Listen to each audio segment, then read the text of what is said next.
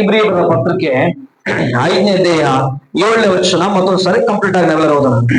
ಕ್ರಿಸ್ತನು ತಾನು ಭೂಲೋಕದಲ್ಲಿದ್ದಾಗ ಮರಣಕ್ಕೆ ತಪ್ಪಿಸಿ ಕಾಪಾಡಲು ಶಕ್ತನಾಗಿರುವ ಆತನಿಗೆ ಬಲವಾಗಿ ಕೂಗುತ್ತಾ ಕಣ್ಣೀರನ್ನು ಸುರಿಸುತ್ತಾ ಪ್ರಾರ್ಥನೆ ವಿಜ್ಞಾಪನೆಗಳನ್ನು ಸಮರ್ಪಿಸಿ ದೇವರ ಮೇಲನ ಭಯಭಕ್ತಿಯ ನಿಮಿತ್ತ ಕೇಳಲ್ಪಟ್ಟನು. ಪ್ರಿಯರೇ, ಗಮನಿಸಿ, ಈಗ ವಾಕ್ಯನ ಆಲೋಚಿಸೋಣ. ನಾವು ಓದುವಾರ ಯೇಸು ಸ್ವಾಮಿಯ ಪ್ರಾರ್ಥನೆ ಜೀವಿತ ಬಗ್ಗೆ, ಮಾದರಿ ಬಗ್ಗೆ ನೋಡಿದ್ದೇವೆ. ಬಲವಾಗಿ ಕೂಗುತ್ತ ಬಗ್ಗೆ ನಾವು ಅಲ್ಲಿ ತನಕ ಧ್ಯಾನ ಮಾಡಿದೇವಲ್ಲ. ಈಗ ವಾಕ್ಯನ ಆಲೋಚಿಸೋಣ. ಯೇಸು ಸ್ವಾಮಿ ಕಣ್ಣೀರನ್ನು ಸುರಿಸಿದನು. ಹೇಳಿ ಪ್ರಿಯ, ಯೇಸು ಸ್ವಾಮಿ ಕಣ್ಣೀರು ಸುರಿಸುತ್ತಾ, ಎಲ್ಲರನ್ನ ಕಣ್ಣೀರು ಸುರಿಸುತ್ತಾ, ಎಲ್ಲರೆಲ್ಲ ಕಣ್ಣೀರು ಸುರಿಸುತ್ತಾ. ಪ್ರೀತಿಯುಳ್ಳ ದೇವಜನರೇ, ವಾಕ್ಯನ ಚೆನ್ನಾಗಿ ಆಲೋಚಿಸೋಣ. ಕಣ್ಣೀರಿನ ಪ್ರಾರ್ಥನೆ ಮತ್ತು ಉಪವಾಸ ಪ್ರಾರ್ಥನೆ, ರಾತ್ರಿ ಪ್ರಾರ್ಥನೆ, ನಂಬಿಕೆ ಪ್ರಾರ್ಥನೆ, ಹೋರಾಡಿ ಮಾಡುವ ಪ್ರಾರ್ಥನೆ. ಈ ಪ್ರಾರ್ಥನೆ ಹಲವಾರು ವಿಧಗಳಲ್ಲಿ ನಾವು ಬೈಬಲ್ ಧ್ಯಾನ ಮಾಡುವಾಗ ಯೇಸು ಸ್ವಾಮಿ ಕೂಡ ತನ್ನ ಜೀವನವನ್ನು ಚೆನ್ನಾಗಿ ಗಮನಿಸಿದರೆ ಯೇಸು ಸ್ವಾಮಿ ಏನ್ ಮಾಡಿದ್ರಿ? ಮರಣಕ್ಕೆ ತಪ್ಪಿಸಿ ಕಾಪಾಡಲು ಶಕ್ತನಾಗಿರುವ ಆತನಿಗೆ ಏನ್ ಮಾಡಿದ್ರಿ? ಬಲವಾಗಿ ಕೂಗುತ್ತಾ ಕಣ್ಣೀರು ಸುರಿಸುತ್ತಾ. ನೋಡಿ, ಕಣ್ಣೀರು ಸುರಿಸುತ್ತಾ. ನಾವು ಓದುವಾಗ ಬಲವಾಗಿ ಕೂಗುತ್ತ ಬಗ್ಗೆ ನೋಡಿದ್ದೇವೆ. ಈಗ ನಾವು ಕಣ್ಣೀರು ಬಗ್ಗೆ ನೋಡೋಣ. ವಾಕ್ಯನ ಆಲೋಚಿಸೋಣ. ಯಾಕೆ ಕಣ್ಣೀರು ಹಾಕಿದ ಯೇಸು ಸ್ವಾಮಿ? ಯಾಕೆ ಕಣ್ಣೀರಿನ ಪ್ರಾರ್ಥನೆ ಮಾಡಿದ? ಸ್ವಲ್ಪ ಆಲೋಚಿಸ್ರಿ. ಕಣ್ಣೀರಿನ ಪ್ರಾರ್ಥನೆ ಮಾಡೋದಕ್ಕೆ ಯೇಸು ಸ್ವಾಮಿಗೆ ಏನು ಬಡತನ ಇತ್ತ? ಯೇಸು ಸ್ವಾಮಿಗೆ ರೋಗಗಳಿದ್ವಾ? ಯೇಸು ಸ್ವಾಮಿಗೆ ಏನಾದ್ರೂ ಅವಶ್ಯಕತೆಗಳು, ಮನೆ ಕಟ್ಟಿವು, ಬಿಲ್ಡಿಂಗ್ ಕಟ್ಟಿವು, ಕಾರ್ ತಗೋಬೇಕಂತ ಇದ್ವಾ? ಇಲ್ಲಲ್ಲ. ಆದ್ರೆ ಯಾಕೆ ಯೇಸು ಸ್ವಾಮಿ ಕಣ್ಣೀರು ಹಾಕಿ ಪ್ರಾರ್ಥನೆ ಮಾಡಿದ? ಕೇಳಿದೆ ಪ್ರಿಯರೇ, ಕಣ್ಣೀರಿನ ಪ್ರಾರ್ಥನೆಗೆ ಎಷ್ಟು ಶಕ್ತಿ ಇದಪ್ಪ ಅಂದ್ರೆ ವಾಕ್ಯನ ಆಲೋಚಿಸ್ತಾರೆ ಪ್ರಿಯರೇ. ನಾ ವಾಕ್ಯ ಕೆಲ ನಿಮ್ಗೆ ತೋರಿಸ್ತೀನಿ. ವಾಕ್ಯನ ಚೆನ್ನಾಗಿ ಆಲೋಚಿಸೋಣ ಪ್ರಿಯರೇ. ಯೋನ ಬರೆದ ಪುಸ್ತಕಕ್ಕೆ ನಾವು ಬರೋಣ. ಪ್ರವಾದನ ಪುಸ್ತಕ, ಯೋನ ಪುಸ್ತಕಕ್ಕೆ ನಾವು ಬರೋಣ. ಯೋನ ಪ್ರವಾದಿ ನಾವು ಚೆನ್ನಾಗಿ ಗಮನಿಸೋಣ. ಯೋನ ಪ್ರವಾದಿ ದೇವರೇನೋ ನಿನವೆಗೆ ಹೋಗು ಅಂತ ಹೇಳಿದ್ರು. ನೋಡ್ರಿ, ಯಾರು ಹೇಳಿದ್ರು? ಯಾರು ಹೇಳಿದ್ರಮ್ಮ? ದೇವ್ರು ಹೇಳಿದ ಪ್ರಿಯರೇ. ದೇವ್ರೇ ನಿನವೆಗೆ ಹೋಗು. ಯೋನ ಅಂದ್ರೆ ಯೋನ ನಿನವೆಗೆ ಹೋಗದೆ ಎಲ್ಲಿ ಹೋದವ್ರೆ? ತಾರ್ಸಿಸಿಗೆ ಹೋದ. ಎಲ್ಲಿ ಹೋದ? ದೇವ್ರ ಹೇಳಿದ ಸ್ಥಳಕ್ಕೆ ಹೋಗದೆ, ಅಲ್ಲಿ ಹೋಗಕ್ಕೆ ಇಷ್ಟಪಡದೆ, ಮನಸ್ಸು ಮಾಡದೆ ಎಲ್ಲಿ ಹೋದೈತನೋ? ತಾರ್ಸಿಸನ್ ಅಂತ ಇನ್ನೊಂದು ಪ್ರಾಂತಕ್ಕೆ ಹೋದ. ನಾನು ಅಲ್ಲಿ ಹೋಗಲ್ಲ ದೇವ್ರೆ ಅಂತೇಳಿ ಆಲೋಚಿಸ್ಬೇಕು. ಅವಾಗ ದೇವರು ಏನ್ ಮಾಡ್ದ ಗೊತ್ತಾ? ಕೇಳಿದ್ರು. ದೇವ್ರು ಏನ್ ಮಾಡ್ದ? ವಾಕ್ಯಕ್ಕೆ ಯೋನ ಪುಸ್ತಕ 1ನೇ ಅಧ್ಯಾಯ 1ರಿಂದ 5 ವಚನಗಳನ್ನು ಓದೋಣ ಪ್ರಿಯರೇ. ಯೆಹೋವನು ಅಮಿತೆಯನ ಮಗನಾದ ಯೋನನಿಗೆ ಹೋಗು, ಕೂಗುತ್ತಾ ಖಂಡಿಸು,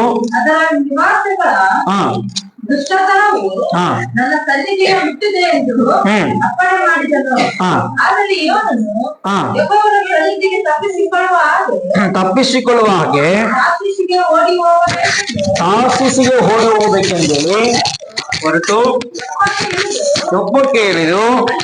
ಅಲ್ಲಿ ತಾರ್ಸಿಸಿಗೆ ತೆರಳುವ ಕಂಡು ಬಾಡಿಗೆ ಕೊಟ್ಟು, ನೋಡಿ, ಯೆಹೋವನ ಸನ್ನಿಧಿಯಿಂದ ತಾರ್ಸಿಸಿಗೆ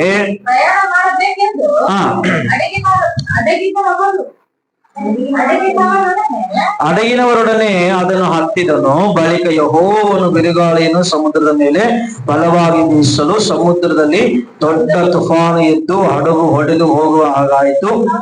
ಆಗ ನಾವಿಕರು ಹೆದರಿ ತಮ್ಮ ತಮ್ಮ ದೇವರುಗಳಿಗೆ ಮೊರೆ ಇಟ್ಟು. ಇಲ್ಲಿ ಮೊರೆ ಅಂತಿದಲ್ಲ, ಈ ಮೊರೆ ಅನ್ನೋದಕ್ಕೆ ಬಹಳಷ್ಟು ಸಾರಿ ಬರುತ್ತೆ. ಕೇಳಿದ್ರೆ ಇದು ಇಂಗ್ಲಿಷ್ ಬೈಬಲ್ ನೋಡುವಾಗ ಕಣ್ಣೀರು ಅಂತ ನೋಡ್ತೇವೆ. ಏನಂತೆ? ಕಣ್ಣೀರು. ಕೇಳಿ ಪ್ರಿಯರೇ, ಕ್ರೈ, ಕಣ್ಣೀರು ಸುರಿಸ್ತದಂತೆ. ಹಡಗು ಒಡೆದು ಹೋಗೋಷ್ಟು ಮಟ್ಟಿಗೆ ಆದ್ರೆ ಅಡಿನ ಯಾರು ಡ್ಯಾನ್ಸ್ ಮಾಡ್ತಾರ? ಅಡಿನ ಯಾರು ಹಡಗು ಒಡೆದು ಹೋಗೋಷ್ಟು ಬಿರುಗಾಳಿ ಇದ್ದಾಗ ತುಫಾನ್ ಇದ್ದು ಭಯಂಕರ ಬಂದಾಗ ಅವಾಗ ಏನಾದ್ರು ಬೇರೆ ಏನ ಮಾಡಕ್ ಬರ್ತದ? ಏನ್ ಬರ್ತಾವ ಹೇಳ್ರಿ? ಬರೋದು ಒಂದೇ ಬರದೆಲ್ಲ ಒಂದೇ ಏನ್ ಹೇಳ್ರಿ? ಕಣ್ಣೀರೇ. ಹೌದಲ್ಲ? ಜೀವ ಹೋಗ್ತದೆ, ಸಾಹಿತ್ಯ ಇದರಲ್ಲಿ ಅಂತ ಏನ್ ಮಾಡ್ತಾರೆ? ಎಲ್ಲರೂ ಕಣ್ಣೀರ್ ಹಾಕ್ತಾರೆ. ಹೌದಾ? ವಾಕ್ಯ ಹೇಳ್ತಾ ಪ್ರೇರ 5ನೇ ವಚನದಲ್ಲಿ, ಆಗ ನಾವಿಕರು ಎದುರೇ ತಮ್ಮ ತಮ್ಮ ದೇವರೊಳಗೆ ಮೊರೆ ಇಟ್ಟು ತಮ್ಮ ಕಷ್ಟವು ಕಡಿಮೆಯಾಗುವ ಹಾಗೆ ಅಡಗಿನ ಸಾಮಾನುಗಳ ಸಮುದ್ರದಕ್ಕೆ ಬಿಸಿಟ್ಟು ಬಿಟ್ಟರು. ಇಷ್ಟರೊಳಗೆ ಯೋನನು ಹಡಗಿನ ಒಳಗಿನ ಭಾಗಕ್ಕೆ ಇಳಿದು ಮಲಗಿಕೊಂಡಿದ್ದನು. ಗಾಢ ನಿದ್ರೆ ಹಾಕ್ತಿತ್ತು. ಪ್ರೇರೆ ಸ್ವಲ್ಪ ಆಲೋಚಿಸ. ದೇವ್ರು ಯಾರ ಹತ್ರ ಮಾತಾಡ್ತಾನ? ಯೋನನ ಹತ್ರ. ಯೋನನ ಹತ್ರ ಮಾತಾಡಿದ್ರೆ ಯೋನನೇನು ಹಡಗಿನ ಒಳಭಾಗ ಇಳಿದು ನಿದ್ರೆ ಮಾಡುತ್ತಾ ಏನ್ ಮಾಡಂತೆ? ಗಾಢ ನಿದ್ರೆ ಬಿಟ್ಟಂತೆ. ಸಂಪೂರ್ಣ ನಿದ್ರೆಗೆ ಹೇಳಿದ್ರೆ ಈಗ 7ನೇ ವಚನ ಓದಿದ್ದೇವೆ. 6ನೇ ವಚನ, ಈಗಲೂ ಹಡಗಿನ ಯಜಮಾನನು ಅವನ ಬಳಿಗೆ ಬಂದು ನಿದ್ದೆ ಮಾಡುತ್ತಿ, ಎತ್ತು ನಿನ್ನ ದೇವರಿಗೆ ಮೊರೆಯಿಡು. ಒಂದು ವೇಳೆ ನಿನ್ನ ದೇವರು ನಮ್ಮನ್ನು ರಕ್ಷಿಸಾನು, ನಾಶವಾಗದೆ ಉಳಿದೆವು ಎಂದು ಹೇಳಿದನು. ನೋಡಿ ಆ ನಂತರ ನಾವಿಕರು ಎಲ್ಲರೂ ಅವನು ಅವರಿಗೆ, ನಾನು ಇಬ್ರಿಯನ್ನು ಕಡಲನ್ನು ಒಣನೆಲ್ಲವನ್ನು ಸೃಷ್ಟಿಸಿದ ಪರಲೋಕ ದೇವರಾದ ಯೆಹೋವನ ಭಕ್ತನು ಎಂದು ಹೇಳಿದನು. 9ನೇ ವಚನ, ಅವನು ಅವರಿಗೆ, ನಾನು ಇಬ್ರಿಯನ್ನು ಕಡಲನ್ನು ಒಣನೆಲ್ಲವನ್ನು ಸೃಷ್ಟಿಸಿದ ಪರಲೋಕ ದೇವರಾದ ಯೆಹೋವನ ಭಕ್ತನು ಎಂದು ಹೇಳಿದನು. ಇವನು ಯೆಹೋವನ ಸನ್ನಿಧಿಯಿಂದ ಓಡಿ ಬಂದವನು ಎಂಬುದನ್ನು ಅವನು ಮೊದಲು ಹೇಳಿದ ಒಂದು ಮಾತಿನಿಂದ ಆ ಜನರು ತಿಳಿದುಕೊಂಡಿದ್ದರು. ಈಗ ಇದನ್ನು ಕೇಳಿ ಬಹಳವಾಗಿ ಎದರಿ, ಇದೇನು ನೀನು ಮಾಡಿತು? ಅದಕ್ಕೆ ಜನರೆಲ್ಲರೂ ಮರಣದ ಸಮಯದಲ್ಲಿ ಏನ್ ಮಾಡ್ತಾರೆ? ಕಣ್ಣೀರ್ ಹಾಕಿ ಬಲವಾಗಿ ಮೊರೆಡ್ತಾ ಇರುವಾಗ ಈತ ಹೇಳ್ತಾನೆ, ನಾನು ಸರ್ವಶಕ್ತನಾದ ದೇವರ ಭಕ್ತನು, ದೇವರ ಸ್ವರ ಕೇಳುವ ಸೇವಕನು, ದೇವರಿಂದ ಕಳಿಸಲ್ಪಟ್ಟ ಸೇವಕನು. ಅಲ್ಲಲ್ವಯ್ಯ, ನಾನು ಇಬ್ರಿಯನು ಕಡಲನ್ನು ಅಂದ್ರೆ ಕಡಲಂದ್ರೇನು? ಸಮುದ್ರವನ್ನು, ಭೂಮಿಯನ್ನು, ಭೂಮಿಯನ್ನು ಸೃಷ್ಟಿಸಿದ ಸೃಷ್ಟಿಕರ್ತನ ಭಕ್ತನು ನಾನಂತ ಹೇಳ್ತಾನೆ. ಹೇಳಕ್ಕೆ ಬೋಲೋ ಹೇಳ್ತದನ, ಹೋಗಿ ಗಾಢ ನಿದ್ರೆ ಬಿದ್ದನ. ಅಲ್ಲಲ್ವಯ್ಯ, ಜನರಂದ್ರು ಇದೇನು ನೀನು ಮಾಡಿದ್ದು ಅಂದ್ರು. ಅಲ್ಲಿ ಹಡಗಿನ ನಾವಿಕ ಯಜಮಾನನಂದ, ಇದೇ ನೀನ್ ನಿದ್ದೆ ಮಾಡ್ತೀನಿ ಅಂತ ಕಾಣದಾಗೈತ. ತೆಲುಗಿನ ಹೇಳ್ತೆ, ಓಯ್ నిద్రపోతూ అంటే నీకేం పోయే కాలం వచ్చిందిరా ಅನ್ನಂಗ್ ಬೈತಾನ. ಮತ್ತೆ ಅಲ್ಲೆಲ್ಲೂಯ್ಯ. ಕೇಳಿ ಪ್ರಿಯರೇ, ಜನರೆಲ್ಲ ಕಣ್ಣೀರ್ ಹಾಕ್ತಿದ್ದಾರೆ, ಪ್ರಪಂಚ ಕಣ್ಣೀರ್ ಹಾಕ್ತಿದೆ, ಸಮಾಧಾನ ಇಲ್ಲದೆ ತಮಗೆ ರಕ್ಷಿಸುವವರಿಲ್ಲ ಅಂತೇಳಿ ಕಣ್ಣೀರ್ ಹಾಕ್ತಾ ಇದ್ದಾರೆ. ಆದ್ರೆ ಕ್ರೈಸ್ತವರು ಯಾವಾಗ ನಾವು ಕಣ್ಣೀರ್ ಹಾಕ್ತಿವೋ ಪ್ರಪಂಚದ ಕಣ್ಣೀರು ಒರೆಸುವುದಕ್ಕೆ ದೇವರು ಎದ್ದು ಬರುತ್ತಾನೆ. Hallelujah, hallelujah, hallelujah. ಅದಕ್ಕೋಸ್ಕರ ಪ್ರೇರೆ ಭಕ್ತನು ಇಲ್ಲಿ, ಅದಕ್ಕೋಸ್ಕರ ಯೋನನು ಹೇಳ್ತಾನೆ, ಏನಂತ ಹೇಳ್ತಾನೆ? ನಾನು ಭಕ್ತನು, ನಾನು ಸೇವಕನು, ದೇವರ ಸನ್ನಿಧಿಯಿಂದ ಓಡಿ ಬಂದವನು, ನಾನು ಇಂಥವನು ಅಂತ ಹೇಳಿ ಏನ್ ಮಾಡ್ತಾನೆ ಹೇಳ್ರಿ? ಇವತ್ತು ಕೂಡ ಕ್ರೈಸ್ತವರು ಬೇರೆಯವರು ಯಾಕೆ ಅಭಿವೃದ್ಧಿ ಆಗ್ತಾ ಇಲ್ಲ? ಯಾಕೆ ಕ್ರೈಸ್ತವರು ಸಾಲ ಹೋಗ್ತಾ ಇಲ್ಲ? ಯಾಕೆ ಕ್ರೈಸ್ತವರು ಜಗಳ ಹೋಗ್ತಾ ಇಲ್ಲ? ಯಾಕೆ ಕ್ರೈಸ್ತರನ್ನು ಆಶ್ರಯಿಸಲ್ಪಡ್ತಾ ಇಲ್ಲ? ಕೇಳಿ ಪ್ರೇರೆ, ಯಾಕೆ ನಮ್ಮನ್ನು ಆಲೋಚಿಸೋಣ ಪ್ರೇರೆ? ಯೇಸು ಸ್ವಾಮಿ ದೇವರ ಪಾದದಲ್ಲಿ ಕಣ್ಣೀರ್ ಹಾಕಿದರು. ಆಮೇಲೆ ಅಲ್ಲೆಲ್ಲೂಯ್ಯ. ನಾನು ಎಲ್ಲಿ ಕಣ್ಣೀರ್ ಹಾಕ್ತದೆ ಹೇಳ್ರಿ ಅಂತ? ನಾನು ಎಲ್ಲಿ ಕಣ್ಣೀರ್ ಹಾಕ್ತಿದೀವಿ? ಜನರ ಮಧ್ಯದಲ್ಲಿ ಕಣ್ಣೀರ್ ಹಾಕ್ತೀವಿ. ಜನರು ಕಣ್ಣೀರು ಸುಧಾರಿಸಿ ಅಂತ 1 ಸೇರೆ ಅಂತಾರ, 2 ಸೇರೆ ಅಂತಾರ, 3 ಸೇರೆ ಅಂತ ಹೇಳ್ರಿ ಅಳಬುರುಕಿ ಅಮ್ಮ ಅಂತಾರ, ಈತ ಅಳಬುರುಕ ಅಂತಾರ. ಅಲ್ಲಲ್ವಯ್ಯ, ಅಲ್ಲೇಲುಯ್ಯ. ದೇವ್ರ ಮುಂದೆ 1 ಸಾರಿ ಕಣ್ಣೀರ್ ಹಾಕಿದ್ರೆ ನಿನ್ನ ಜೀವಮಾನವೆಲ್ಲ ನಾಟ್ಯವಾಗಿ ಮಾರ್ಪಡಿಸ ಚಪಲದನ್ನ. ಅಲ್ಲೇಲುಯ್ಯ, ಅಲ್ಲೇಲುಯ್ಯ. ಆದಿಕಾಂಡದ 16ನೇ ಅಧ್ಯಾಯಕ್ಕೆ ಬಂದ್ರೆ ಆಗರ ಸಿಗ್ತಾಳೆ. ಅಮ್ಮ ಯಾರು ಸಿಗ್ತಾರೆ? ಆಗರಳು ಅಂತೇಳಿ ಒಬ್ಬ ಸ್ತ್ರೀ ಸಿಗ್ತಾಳೆ. ಏನ್ ಮಾಡ್ತಾಳೆ? ಮನೆ ಬಿಟ್ಟು ಓಡಿ ಹೋಗ್ತಾ ಇರ್ತಾಳೆ. ಓಡಿ ಹೋಗ್ತಿರುವಾಗ ದೇವ್ರ ಕಾಣಿಸ್ಕೊಂಡು ತಗ್ಗಿ ಬಗ್ಗೆ ನಡ್ಕ ಮಾತಾಡ್ತಾನೆ.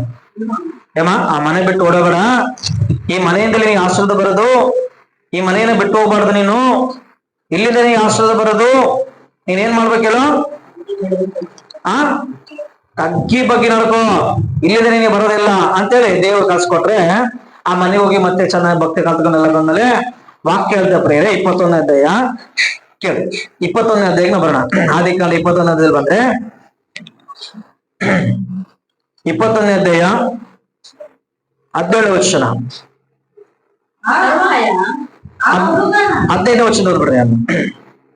15ನೇ ವಚನ. ಕಿತ್ತಿಯಲ್ಲಿದ್ದ ನೀರು ಮುಗಿದ ಮೇಲೆ ನೋಡಿ, ಅವಳು ಮಗುವನ್ನು ಒಂದು ಗಿಡದ ನೆರಳಿನಲ್ಲಿ ಹಾಕಿ ನೋಡಿ, ಮಗು ಸಾಯುವುದನ್ನು ನೋಡಲಾರೇನು ಅಂದುಕೊಂಡು ಬಿಲ್ಲೆಸೆಯುವಷ್ಟು ದೂರ ಹೋಗಿ ಅವನೆದುರಾಗಿ ಕೂತುಕೊಂಡು ಗಟ್ಟಿಯ ಅಚ್ಚಳು. ಹಲಲುಯ ಲೇಲುಯ.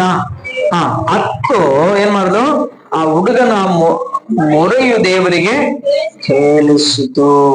ದೇವದೂತನು ಆಕಾಶದಿಂದ ಆಗರನ್ನು ಕರೆದು, ಆಗರಳೆ ನಿನಗೇನಾಯಿತು, ಹಚ್ಚಬೇಡ. ಆ ಹುಡುಗನು ಬಿದ್ದಿರುವ ಸ್ಥಳದಿಂದಲೇ ಅವನ ಶಬ್ದವು ನನಗೆ ಕೇಳಿಸಿತು. ನೀನೆದ್ದು ಅವನನ್ನು ಎತ್ತಿಕೊಂಡು ಕೈ ಬಿಡದೆ ಇರು, ಅವನಿಂದ ದೊಡ್ಡ ಜನಾಂಗವಾಗುವಂತೆ ಮಾಡುವುದೆಂದು ಹೇಳಿದನು. ಇದಲ್ಲದೆ ದೇವರು ಅವಳ ಕಣ್ಣನ್ನು ತೆರೆದದ್ರಿಂದ ಅವಳು ನೀರಿನ ಬಾವಿಯನ್ನು ಕಂಡು ತಿತ್ತಿಯಲ್ಲಿ ನೀರು ತುಂಬಿಸಿಕೊಂಡು ಹುಡುಗನಿಗೆ ಕುಡಿಸಿದಳು. Hallelujah, hallelujah. ಆಗರ್ನ ಅಬ್ರಾಮನು ಕಳಿಸ್ಬಿಟ್ಟ. ಮನೆ ಬಿಟ್ಟು ಕಳಿಸಿದಾಗ ಕೇಳಿ, ಮನೆ ಬಿಟ್ಟು ಕಳಿಸಿದ ಮೇಲೆ ಆಗರ್ಗೆ ಏನಂತ ಹೇಳಿದ್ರೆ ಮಕ್ಕಳೇ, ಒಂದು ಬುತ್ತಿ ಕಟ್ಟಿದ. ಬುತ್ತಿ ಅದು ಎಷ್ಟಾಗ ಹೇಳ್ತೇಳ್ರಿ ಅಮ್ಮ, ನೀರು ಒಂದು ಬಾಟೆ ನೀರು ತುಂಬಿಸ್ಕೊಳ್ತೀವಿ. ಎಷ್ಟಾಗ ಹೇಳ್ತೇಳ್ರಿ? ಸ್ವಲ್ಪ ಹೊತ್ತಿರ್ತ, ಹೌದಾ? ಅದ್ರ ಕೇಳಿದೆ ಮಕ್ಕಳೇ, ಬುತ್ತಿ ಕಾಲ ಆಯ್ತು, ನೀರು ಕಾಲ ಆಯ್ತು. ಕಾಲ ಆದ್ಮೇಲೆ ವಾಕ್ಯ ಹೇಳ್ತೇವೆ ಮಕ್ಕಳೇ, ಹುಡುಗರು ಸಾಯುವುದನ್ನ ನೋಡ್ಲಾರ್ದೆ ತನ್ನ ಎದುರಿಗೆ ಹಾಕಿ ಏನ್ ಮಾಡಿದೆ, ಬಿಲ್ಲಿಸುವಷ್ಟು ದೂರ ಹೋಗಿ ನೀರತ್ತೆ. ಎಷ್ಟೊತ್ತಂತೆ? ಜೋರಾಗಿ. ಎಷ್ಟು ತಕ ಹತ್ಲತ್ತೆ? ದೇವದೂತನ ಉತ್ತರ ಕೊಡ ತಕ. Hallelujah, hallelujah. ಆ ಹುಡುಗನು ಕೂಡ ಅತ್ತಂತೆ. ಅತ್ತ ಕಣ್ಣೀರು ಅಂತ ಇಲ್ಲಿದ್ರ, ಮೊರೆ ಅಂತ ಇದ್ದಲ್ಲ, ಎರಡು ಒಂದೇ. ಇಂಗ್ಲಿಷ್ ಅಲ್ಲಿ ಮೊರೆ ಅನ್ನೋದಕ್ಕೆ ಅಲ್ಲಿ ಏನ್ ಬರುತ್ತೆ, ಕಣ್ಣೀರ್ ಅಂತ ಬರ್ಬಿಡುತ್ತೆ. ಆದ್ರೆ ಪ್ರೀತಿಯುಳ್ಳ ದೇವಜನ ಚೆನ್ನಾಗಿ ಆಲೋಚಿಸೋಣ. ಈ ಕಣ್ಣೀರಿನ ಪ್ರಾರ್ಥನೆಗೆ ಉತ್ತರ ಯಾವಾಗ ಬಂತೇಳ್ರಿ? ಯಾವಾಗ ಬಂತ ಉತ್ತರ? ಕೂಡಲೇ. Hallelujah, hallelujah. ಅದಕ್ಕೋಸ್ಕರ ಕೇಳ್ರಿ, ಪ್ರಾರ್ಥನೆ ಮಾಡುವಾಗ ಸಿಂಪಲ್ ಆಗಿ ಪ್ರಾರ್ಥನೆ ಮಾಡ್ಕೊಡ್ರಿ. ಎದ್ದು ತಿರುಗಾಡ್ಕೊಂತ ಮಾಡ್ಕೊಂತ ಪ್ರಾರ್ಥನೆ ಮಾಡ್ತಿಲ್ಲ, ಅದಕ್ಕ ಮಾಮೂಲಿ ಶಕ್ತಿ, ನಾರ್ಮಲ್ ಆಗಿರುತ್ತೆ, ಪ್ರಾರ್ಥನೆ ಶಕ್ತಿ ಇರುತ್ತೆ. ಮೊಣಕಾಲೂರು ಪ್ರಾರ್ಥನೆ ಅಂತಲ್ಲ, ಬಲು ಶಕ್ತಿ ಇರ್ತದೆ. ಹಲ್ಲೆಲೂಯಾ. ಮಾಮೂಲಿ ತಿರುಗಾಡಿಕೆ ಅಂತ ಮಾಡುವಂತ 3-4 ತಾಸು ಪ್ರಾರ್ಥನೆ 1 ಗಂಟೆ ಮೊಣಕಾಲೂರು ಮಾಡೋಷ್ಟು ಸಮಾನ ಇರ್ತದೆ. 1 ಗಂಟೆ ಮೊಣಕಾಲೂರು ಪ್ರಾರ್ಥನೆ ಮಾಡಿದ್ರೆ ಆ ಶಕ್ತಿಗೆ ಸಮಾನತೆ ಇರುತ್ತೆ. ಕೇಳಿ, ಅರ್ಧ ಗಂಟೆ ಕಣ್ಣೀರ್ ಹಾಕಿ ಪ್ರಾರ್ಥನೆ ಮಾಡಿದ್ರೆ 4 ಗಂಟೆ ಪ್ರಾರ್ಥನೆ ಮಾಡೋಷ್ಟು ಶಕ್ತಿ ಇರ್ತದೆ. ಎಷ್ಟು? ಅರ್ಧ ಗಂಟೆ ಕಣ್ಣೀರ್ ಹಾಕಿ ಪ್ರಾರ್ಥನೆ ಮಾಡಿದ್ರೆ 4 ಗಂಟೆಗೆ ಪ್ರಾರ್ಥನೆ ಮಾಡಿದಷ್ಟು ಸಮಾನ. ಅದಕ್ಕೋಸ್ಕರ ಆಗಲು ಕಣ್ಣೀರ್ ಹಾಕಿದ ದೇವ್ರ ಮಕ್ಕಳೇ. ಆಗಲೇ ಮಾಡಿದ್ರಿ, ಸ್ವಲ್ಪ ಸಹಾಯ ಮಾಡಿ ಕಳಿಸಿದ ಅಷ್ಟೇ ಅಬ್ರಹಾಮನು. ಪ್ರೇರೆ ಕೇಳಿ, ಇವತ್ತು ಬಹಳ ಸ್ವಲ್ಪ ನೀ ಏನೋ ಕೊಡ್ಬೋದು, ಏನೋ ನೀ ಮಾಡ್ಬೋದು, ಆದ್ರೆ ಅದ್ಭುತ ಮಾಡೋದಕ್ಕೆ ಆಗುದಿಲ್ಲ ಪ್ರೇರೆ. Hallelujah, hallelujah. ಡಾಕ್ಟರ್ ನೀ ಮೆಡಿಸಿನ್ ಕೊಡ್ಬೋದು, ಸ್ವಸ್ಥತೆ ಮಾಡಕ್ ಆಗುದಿಲ್ಲ ದೇವ್ರ ಮಕ್ಕಳು. ನಿಮಗೆ ಸಾಲ ಕೊಡ್ಬೋದು, ಹೌದಾ? ನಾನೇನ್ ಮಾಡಿದೆ, ಆಗ ಅದ್ಭುತ ಮಾಡ್ಲಿಕ್ಕೆ ಮನುಷ್ಯರ ಆರ್ಕೇನೆ ಸಾಧ್ಯ ಇಲ್ಲ. ಅದ್ಭುತ ಮಾಡುವುದಕ್ಕೂ ಸಹಾಯ ಮಾಡುವುದಕ್ಕೂ ನಾನು ನೀನು ಪ್ರಾರ್ಥನೆ ಮಾಡುವ ದೇವರೊಬ್ಬನಿಗೆ ಸಾಧ್ಯ. Hallelujah, hallelujah. ಅದಕ್ಕೋಸ್ಕರ ಪ್ರಿಯರೇ, ಕಣ್ಣೀರ ಪ್ರಾರ್ಥನೆಗೆ ಬಲು ಶಕ್ತಿ ಇದೆ. ಅದಕ್ಕೋಸ್ಕರ ಯೇಸು ಸ್ವಾಮಿ ಕಣ್ಣೀರ್ ಹಾಕಿದನು. ಎಷ್ಟು ಕಾಲ ಕಣ್ಣೀರ್ ಹಾಕಿದ ದೇವ್ರ ಮಕ್ಕಳು. ವಾಕ್ಯ ಹೇಳ್ತದೆ, ಯೇಸು ಸ್ವಾಮಿ ಕಣ್ಣೀರ್ ಹಾಕಿದ್ರು. ಪಾಪಿಗಳು ನೋಡುವಾಗಲೆಲ್ಲ ಕಣ್ಣೀರ್ ಹಾಕಿದನು, ರೋಗಿಗಳು ನೋಡುವಾಗಲೆಲ್ಲ ಕಣ್ಣೀರ್ ಹಾಕಿದನು. ಆ ಕಣ್ಣೀರಿನ ಪ್ರಾರ್ಥನೆ 3.5 ವರ್ಷದ ಸೇವೆಯಲ್ಲಿ ಪ್ರಪಂಚವನ್ನೇ ಕದಲಿಸಿ ಬಿಡ್ತ. Amen, hallelujah, hallelujah. ಅದಕ್ಕೋಸ್ಕರ ಮಕ್ಕಳು, ಆ ಗರಳು ಅಷ್ಟು ತನಕ ಅಲ್ಲೇ ಸುತ್ತಾಡ್ದ ಕಾಡಲ್ಲಿ. ಆ ಕಾಡಲ್ಲಿ ಸುತ್ತಳ ಬಾವಿಯಲ್ಲಿ ಕಾಣುವಂತ ನಿಮ್ಗ ನೀರೆಲ್ಲ ಖಾಲಿ ಆಯ್ತು. ಯಾವಾಗಾದ್ರೆ ಪ್ರಾರ್ಥನೆ ಮಾಡಕ್ ಸ್ಟಾರ್ಟ್ ಮಾಡ್ದು, ಯಾವಾಗಾದ್ರೆ ಕಣ್ಣೀರಾಕ್ ಸ್ಟಾರ್ಟ್ ಮಾಡ್ದು, ಬಾವಿನ ದೇವರಲ್ಲಿ ಉಂಟು ಮಾಡಿದನು ಚಪಳೆ. ಹಲ್ಲೆಲೂಯಾ. ಬಾವಿತ್ತ ಆಯ್ಮ ಕಣ್ಣು ತೆರೆದನು. ಅಲ್ಲಲ್ವಯ್ಯ, ದೇವರ ಅದ್ಭುತ ಮಾಡೋದಕ್ಕೆ ದೇವ್ರ ಮಕ್ಕಳೇ, ನೀನ್ ದೇವರ ಮುಂದೆ ಕಣ್ಣೀರ್ ಹಾಕಿ ಪ್ರಾರ್ಥನೆ ಮಾಡಿ. ನಿನ್ ಜೀವಿತದ ಸಮಸ್ಯೆಲಿ ಯಾಕೆ ಬಿಟ್ಟು ಹೋಗೋಣ ಚಾಲೆಂಜ್ ಮಾಡೋಣ. ಅಮ್ಮಾಯಿ ಅಲ್ಲಲ್ವಯ್ಯ, ಯಾಕೆ ಮಾರಕ ನೋಡೋಣ. ಅಲ್ಲಲ್ವಯ್ಯ, ಯಾಕೆ ದೆವ್ವ ಬಿಟ್ಟು ಹೋಗೋಣ ನೋಡೋಣ. ಅಲ್ಲಲ್ವಯ್ಯ, ಯಾಕೆ ಕುಟುಂಬದಲ್ಲಿ ಸಮಾಧಾನ ನೋಡೋಣ. ಆಮೇಲೆ ನೀನು ಕಣ್ಣೀರ್ ಹಾಕಿ ಪ್ರಾರ್ಥನೆ ಮಾಡು, ದೇವರು ಕಾರ್ಯಗಳ ದೇವರು ಮಾಡ್ತಾನೆ. ಅಲ್ಲಲ್ವಯ್ಯ, ಅದಕ್ಕೋಸ್ಕರ ಇವನ ಏನ್ ಮಾಡಿದ್ರಿ, ಪ್ರಾರ್ಥನೆ ಮಾಡೋ ಬದ್ಲಿಗೆ, ಕಣ್ಣೀರ್ ಹಾಕಿ ಬದ್ಲಿಗೆ ಏನ್ ಮಾಡ್ದ, ನಿದ್ದೆ ಮಾಡೋ ಸ್ಟಾರ್ಟ್ ಮಾಡ್ತಾನ. ಇಲ್ಲಿ ಸ್ತ್ರೀ ಆದ್ರು ತನ್ನ ಮಗನ ಸಲುವಾಗಿ ಕಣ್ಣೀರ್ ಹಾಕ್ತಾ ಇದ್ದಾಳೆ. ಆಮೇಲೆ ಅಲ್ಲಲ್ವಯ್ಯ, ಅಲ್ಲೇಲುಯ್ಯ. ಗಮನಿಸ್ತೇವೆ ಮಕ್ಕಳೇ, ನಾವು ಈ ದಿನಮಾನ ಕಾಲದಲ್ಲಿ ಬಹಳ ಜನ ಹೆಂಗಿದಾರಪ್ಪ ಅಂದ್ರೆ, ಹೆಸರಿಗೆ ಪ್ರಾರ್ಥನೆ ಪ್ರಾರ್ಥನೆ ಪ್ರಾರ್ಥನೆ ಅಂತೆ, ಆದ್ರೆ ನಿಜ ಜೀವಿತದಲ್ಲಿ ಪ್ರಾರ್ಥನೆ ಇಲ್ಲ, ಕಣ್ಣೀರಿಲ್ಲ. ಒಂದ್ಸತಿ ಏನಂದ್ರೆ, ಒಬ್ಬ ಸ್ತ್ರೀ ಹೇಳ್ದೆ, ಹೇಳ್ದೆ ಕಣ್ಣೀರಾಗ ಪ್ರಾರ್ಥನೆ ಮಾಡು, ಕಣ್ಣೀರಾಗ ಪ್ರಾರ್ಥನೆ ಅಂದ್ರೆ ಅವ್ರು ಹೇಳ್ದೆ ಯಾವಾಗ್ಲೂ ನಗಮುಖ, ನನಗೆ ಕಣ್ಣೀರೇ ಬರಕಲ್ಲ ಅಂತ. ಅಲ್ಲೇಲುಯ್ಯ, ಅಲ್ಲೇಲುಯ್ಯ.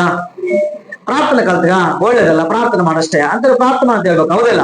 ವಾಕ್ಯ ಹೇಳ್ತೆ, ಯಾಕೋ ಬರೋದ್ ಬದುಕಲ್ಲಿ ಸಂತೋಷ ಕೀರ್ತನೆ ಆಗ್ಲಿ ಅಂತೈತೆ. ರೋಗದಲ್ಲಿ ಕರೆಸಿ ಸಭೆ ಹಿರಿಯರು ಕರ್ಸ್ಕೊಂಡು ಎಣ್ಣೆ ಹಚ್ಬಿಟ್ಟು ಪ್ರಾರ್ಥನೆ ಮಾಡಿಸ್ಕೊಳ್ಳಂತೈತೆ. ಅಲ್ಲೇಲುಯ್ಯ, ಅಲ್ಲೇಲುಯ್ಯ, ಅಲ್ಲೇಲುಯ್ಯ. ಎಲ್ಲರೂ ಒಂದೇ ಗುಂಪನ್ನ ಹಾಕ್ಬಾರ್ದು ಅವಾಗ, ಹೌದಿಲ್ಲ? ಸತ್ತರದಲ್ಲಿ ಒಂದಿತ್ತಲ್ಲಿ ನೊಕ್ಕಿ ಅಂತಿರಬಾರ್ದು, ಬರ್ತ ಟೈಮ್ನಾಗ ಹತ್ಕಂತಿರಬಾರ್ದು. ಅಲ್ಲೇಲುಯ್ಯ, ಅಲ್ಲೇಲುಯ್ಯ, ಹೌದಲ್ಮ? ಅದನ್ನ ಆಲೋಚಿಸಿದ ಪ್ರೇರೆ ನಾವು ವಾಕ್ಯಸ್ಥಳ ಯಾಕೆ ನಾನು ಈ ಮಾತು ಹೇಳಿದ್ರೆ, ಯೇಸು ಸ್ವಾಮಿ ಕಣ್ಣೀರ್ ಹಾಕಿ ಯಾಕೆ ಪ್ರಾರ್ಥನೆ ಮಾಡಬೇಕು ಅಂದ್ರೆ, ಕೇಳಿದೆ ಮಕ್ಕಳೇ, ಓದಿರೋ ಸರ್ ವಾಕ್ಯ ಹೋದ್ರ ಯೋಹಾನ ಸುವಾರ್ತೆ 11ನೇ ಅಧ್ಯಾಯ 35ನೇ ವಚನ. ಹೌದಾ? 11ನೇ ಅಧ್ಯಾಯ ಸರ್, ಆ ವಚನ ಅಷ್ಟೇ, ಆ ವಚನ ಇರೋದೇ ಹೌದಾ? ಎಷ್ಟು ಅಕ್ಷರದವ ಇದರಲ್ಲಿ ಹೋದ್ರಿ? ಅಕ್ಷರ ಎಷ್ಟದ ಅನಿಸ್ರಿ? ಅಕ್ಷರಗಳು 8 ಅಕ್ಷರದ. ಹೌದಾ? ಬೈಬಲ್ ಅಲ್ಲಿ ಸಣ್ಣ ವಚನ ಇದೆ, ಇಡೀ 66 ಪುಸ್ತಕಗಳಲ್ಲಿ ಸಣ್ಣ ವಚನ ಇದೆ. ಇದಕ್ಕಿಂತ ಸಣ್ಣ ವಚನ ಇನ್ನೊಂದು ಇದೆ. ಯಾವ್ದಪ್ಪ ಅಂದ್ರೆ ಆ ವಿಮೋಚನಾ ಕಾಂಡ 20ನೇ ಅಧ್ಯಾಯದಲ್ಲಿದೆ, ಕದಿಯಬಾರದು, ಕದಿಯಬಾರದು. ಎಷ್ಟಾದವು? ಇದೇ ಸಣ್ಣ ವಚನ, ಕದಿಯಬಾರದು ಅಂತದ್ದು. ಅದು ಯೇಸು ಕಣ್ಣೀರ್ ಬಿಟ್ಟಿರೋದಕ್ಕೆ ಯಾಕೆ ಅಂತ ಪದಕ್ಕೆ ನಾವು ಆಲೋಚಿಸೋದ ಪ್ರೀತಿಯ ದೇವ ಜನರೇ, ವಾಕ್ಯನ ಚೆನ್ನಾಗಿ ಆಲೋಚಿಸೋಣ.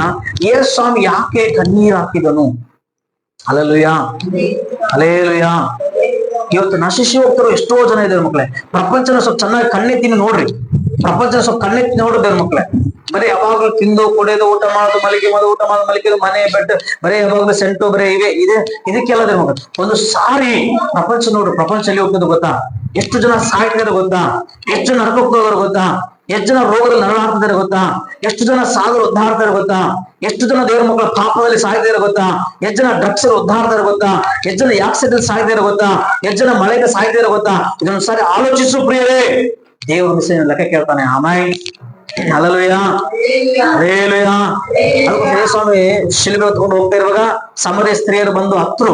ಯೇಸು ಹೇಳ್ತಾರೆ, ನನಗೋಸ್ಕರ ಆಗದ್ರಿ, ನಿಮಗೋಸ್ಕರವು, ನಿಮ್ಮ ಮಕ್ಕಳಿಗೋಸ್ಕರ. ಯಾಕೆ ದೇವ್ರ ಮಕ್ಕಳೇ? ಇವತ್ತು ಹೇಳ್ಬೇಕಾದ್ರೆ ತಂದೆ ತಾಯಿಗಳು ಅಳ್ತಾ ಇರ್ತಾರೆ. ಎಲ್ಲ ಯವನಸ್ಥರಿದೆ ಮಕ್ಕಳು, ಅಷ್ಟ ಅರ್ಥ ಆಗ್ತಾರೆ. ಚೆನ್ನಾಗಿ ಕೇಳಿ. ತಂದೆ ತಾಯಿಗಳು ಮಕ್ಕಳ ಕೈ ಬಂದಂತ ಮಕ್ಕಳನ್ನ ಗಮನಿಸಿದ್ರೆ ಅವ್ರು ಹೇಳ್ತಾರೆ, ಮಕ್ಕಳಿದ್ದಾಗ ಬಹಳ ಮುದ್ದಿರ್ತಾರೆ, ಮಕ್ಕಳು ಚೆನ್ನಾಗಿ ಮುದ್ದನಿಸುತ್ತೆ. ಬರ್ತಾ ಬರ್ತಾ ಬರ್ತಾ ಬರ್ತಾ ಬರ್ತಾ ಬರ್ತಾ ಬರ್ತಾ ಬಂದಂಗೆಲ್ಲ, ವಯಸ್ಸಿಗೆ ಬಂದಂಗೆಲ್ಲ ನನ್ನ ಮಕ್ಕಳನ್ನ ಮಾತು ಕೇಳ್ಬಿಡಲ್ಲ, ನನ್ನ ಮಕ್ಕಳನ್ನ ಮಾತು ಕೇಳ್ಬಿಡತ್ತೇವೆ, ಬಹಳ ಕಣ್ಣೀರ್ ಆಗ್ತಾ ಇರ್ತಾರ. ಅಲ್ಲೇಲುಯ್ಯ, ಅಲ್ಲೇಲುಯ್ಯ. ಇನ್ನು ಕೆಲವೊಂದು ಮಕ್ಕಳು ಭವಿಷ್ಯತ್ ಹೆಂಗ ಅಂತ ಇವಾಗ ಆಲೋಚನೆ ಮಾಡ್ತಾರೆ. ಅದಕ್ಕೋಸ್ಕರ ಹೇಳ್ಬೇಕು ಕೇಳ್ರಿ, ಯೇಸು ಸ್ವಾಮಿ ಹೇಳಿದ ಗೊತ್ತಾ? ನನಗೋಸ್ಕರ ಅಲ್ಲ, ನಿಮಗೋಸ್ಕರವು, ಮಕ್ಕಳಿಗೋಸ್ಕರ. ಆಮೇಲೆ ಆದರೂ ತನಗೋಸ್ಕರವು, ತನ್ನ ಮಗನಿಗೋಸ್ಕರ ಅದ್ಭುತ ಹೊಂದಿಕೊಂಡ. ಆಮೇಲೆ ಅಲ್ಲೇಲುಯ್ಯ, ಅಲ್ಲೇಲುಯ್ಯ. ಮಕ್ಕಳು ಮನುಷ್ಯರು ಸಹಾಯ ಮಾಡ್ಬೋದು, ಏನಂತ ಸ್ವಲ್ಪ ಸ್ವಲ್ಪ, ಅದ್ಭುತ ಮಾಡಕ್ಕಾಗಲ್ಲ. ಆದ್ರೆ ಯೇಸು ಏನ್ ಮಾಡ್ತಾನೆ? ಅದ್ಭುತನೂ ಮಾಡ್ತಾನೆ, ಸಹಾಯನೂ ಮಾಡ್ತಾನೆ. ನಾನ್ ನೀನು ಪ್ರಾರ್ಥನೆ ಮಾಡೋಣ, ದೇವಸ್ಥಾನ ಕಣ್ಣೀರಾಗಿ ಪ್ರಾರ್ಥಿಸೋಣ, ದೇವರ ಅದ್ಭುತ ಮಾಡೇ ಮಾಡ್ತಾನೆ. ಕಡಲು ಬಿಚ್ಚೋಣ, ಪ್ರಾರ್ಥಿಸೋಣ. ಎಲ್ಲರ ದೇಶದ ಮಣಕಳವರಿ ಹಸೋಣ, ದೇವರ ಸಮ್ಮುಖ ಹೋರಾಡಿ ಪ್ರಾರ್ಥಿಸೋಣ. ಪ್ರೇರಣೆ ಸ್ವಾಮಿ, ನಿನ್ನ ಸಂಧಾನ ಪ್ರಾರ್ಥಿಸ್ತಾನೆ. ಎಲ್ಲರೂ ಪ್ರೀತಿಯ ದೇವಚಂದ್ರ ಅಪ್ಪ, ನಾನು ಪ್ರಾರ್ಥಿಸುತ್ತದೆ ದೇವರೇ, ಇನ್ನು ಎಷ್ಟು ಕಾಲ ನೀನು ಬರುವ ದಿನಗಳು ಸಮೀಪವಾಗಿದೆ. ಹಾಲೆಲೂಯಾ. ಪ್ರಾರ್ಥನಾತ್ಮನ ನೀನಯ್ಯ, ಪ್ರಾರ್ಥನೆ ಮಾಡಬೇಕು, ಪ್ರಾರ್ಥನಾತ್ಮನ ನೀನಯ್ಯ, ಪ್ರಾರ್ಥನೆ ಮಾಡಬೇಕು.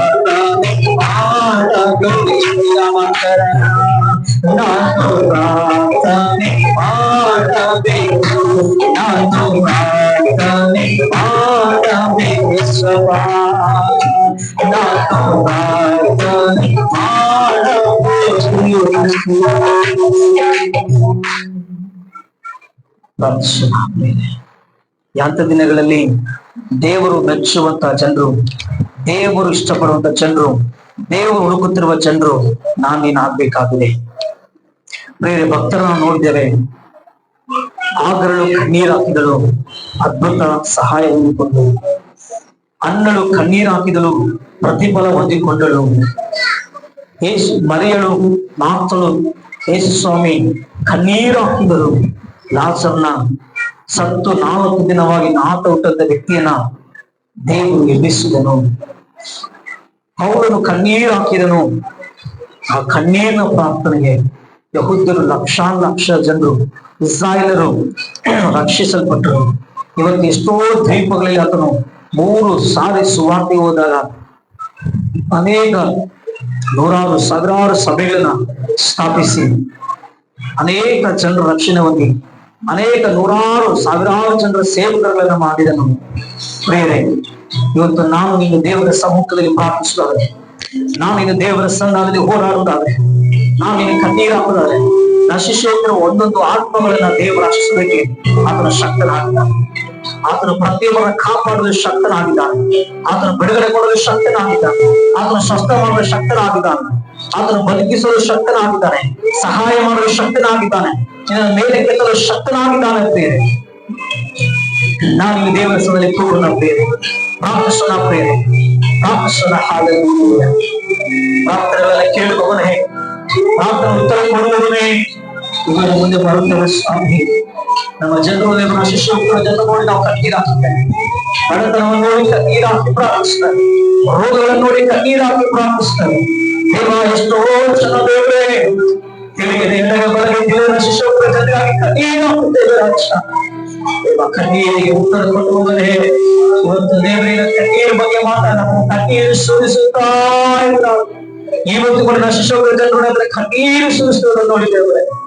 ನಾವು ಕೂಡ ಸಮ್ಮುಖದಲ್ಲಿ ಕಣ್ಣೀರು ಪ್ರಾರ್ಥಿಸ್ತೇವೆ. ರಾಜ್ಯ ರಕ್ಷಿಸು ಸ್ವಾಮಿ, ರಕ್ಷಿಸು ದೇವರೇ, ರಕ್ಷಿಸು ದೇವರೇ. ಪಾಪಗಳಲ್ಲಿ ಪಡಿಯುವ ಜನರು ರಕ್ಷಿಸುವ ದೇವರೇ, ವ್ಯಾಧಿಗಳಲ್ಲಿ ಜನರು ರಕ್ಷಿಸುವ ದೇವರೇ, ಅಂಧಕಾರದಲ್ಲಿ ಪಡಿಯುವ ಜನರು ರಕ್ಷಿಸುವ ದೇವರೇ, ಸಾಲ ಬಾಧೆ ರೋಗಗಳನ್ನು ಜನರನ್ನು ರಕ್ಷಿಸು ಸ್ವಾಮಿ. ಪ್ರಾರ್ಥನೆ ಕೇಳಿ ಬಿಡುಗಡೆ ಕೊಡು ಸ್ವಾಮಿ. ಅದ್ಭುತಗಳನ್ನು ಮಾಡಿ ಆಶೀರ್ವಾದ ಮಾಡಿದೆ.